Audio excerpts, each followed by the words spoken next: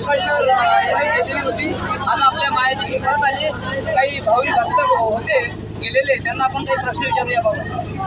मला सांगा, ओंकारेश्वरच्या जेवणाला कावड्याचा जेवण आपला प्रवास कसा राहिला? एकदम आनंद.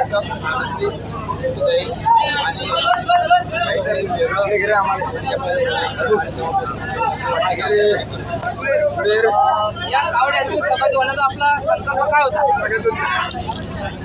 संकल्प होता की गावाकडे वाढते आणि माणसाच्या मनातील सद्भावना चांगली जागृत होत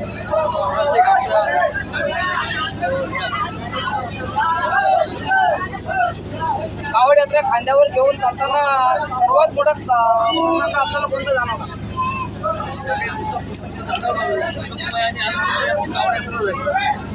प्रवासात थपा पाऊस किंवा इतर अडचणी आपल्या आल्या आहे का? आल्या असेल तर आपण कशा पार पाडले?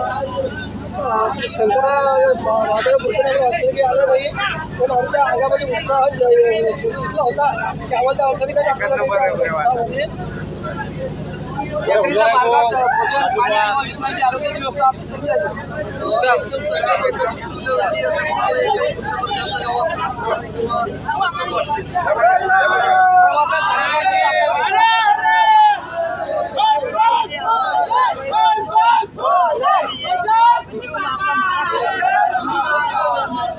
कावड यात्रेदरम्यान नागरिकांचा आपल्याला कसा प्रतिसाद मिळाला यावेळेस विचारले असता भक्तांनी सांगितले की मध्य प्रदेशमधील लोकांपेक्षा आपल्या महाराष्ट्रामधील नागरिकांचा आम्हाला भरपूर असा चांगला प्रतिसाद मिळाला.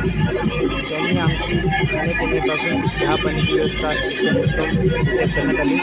महाराष्ट्रातील लोक खरोखर मन मिळवून आहे असे त्यांनी सांगितले. भारतामध्ये असे एकमेव ठिकाण आहे महाराष्ट्र, तेथे सर्व भक्तांची काळजी केली जाते.